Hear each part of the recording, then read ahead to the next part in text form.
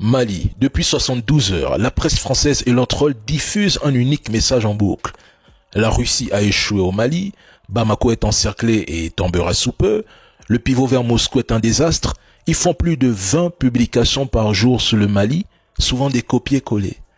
Leur objectif est de provoquer le chaos économique pour forcer le gouvernement malien à céder ou à plier.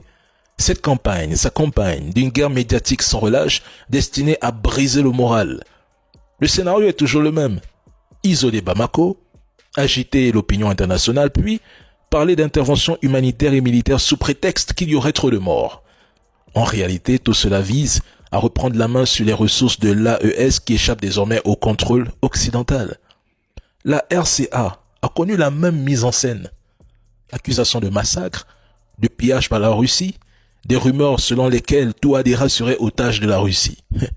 Mais lorsque Bangui a commencé à se stabiliser, que les groupes armés ont reculé, que l'État a repris des zones abandonnées depuis 10 ans et que les terreaux ont commencé à déposer les armes en acceptant une paix, le discours occidental a soudain changé de ton.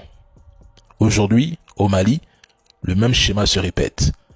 La presse française donne de l'écho aux revendications des terreaux, tout comme elle soutenait autrefois les bataillons Azov en Ukraine contre la Russie.